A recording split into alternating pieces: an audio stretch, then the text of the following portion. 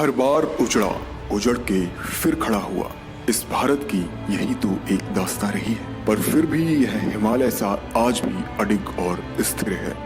जितना पुराना भारत वर्ष है उससे भी कई पुराना है इसका इतिहास। बस तो आइए चलते हैं इतिहास के पन्नों से ओझल उन व्यक्तित्व के पास जिन्हें हमने, आपने और शायद कहीं न कहीं इस इतिहास ने भी भुला दिया, क्योंकि हर एकांत हमसे और आपसे कहता है अपने होने का वजूद और कहानी ओझल की। अगर हमसे पूछा जाए कि महाभारत का सर्वश्रेष्ठ धनुर्धर कौन था, तो हम यही बताएंगे कि अर्जुन सर्वश्रेष्ठ धनुर्धर था, पर उससे भी अधिक निपुण था एकलव्य। जी हाँ, ये वही एकलव्य था जिसका अंगूठा द्रोणाचार्य ने गुरु दक्षिणा के रूप में मांग लिया था। पर क्या आप जानते हैं कि एकलव्य का वध आखिर किसने और क्यों किया? तो आइए बात करते हैं एकलव्य के जीवन के इस रहस्य की।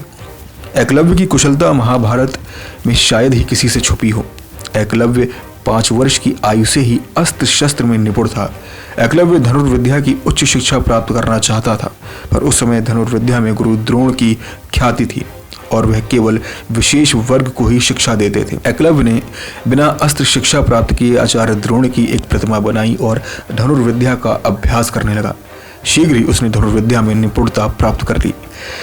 गुरु द्रोण को जब इस बात का पता चला कि एकलव्य अर्जुन से भी कहीं बेहतर धनुर्धर है, तो उनको अर्जुन को संसार का सर्वश्रेष्ठ धनुर्धर बनाने का वचन याद आया। द्रोण ने एकलव्य से पूछा, तुमने यह धनुर्विद्या किससे सीखी? इस पर उसने द्रोण की मिट्टी की बनी प्रतिमा की ओर इशारा किया।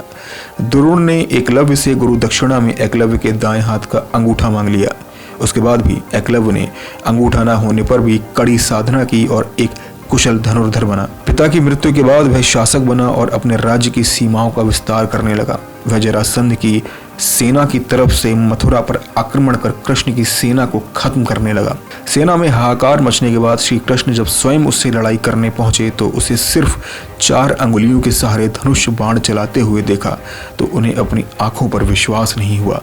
अंत में जब कृष्ण ने देखा कि एकलव्य अकेला ही इस युद्ध को समाप्त करने की क्षमता रखता है और वह आगे चलकर धर्म के रास्ते में रुकावट भी पैदा कर सकता है, जिससे श्री कृष्ण ने विवश होकर उसका वध किया।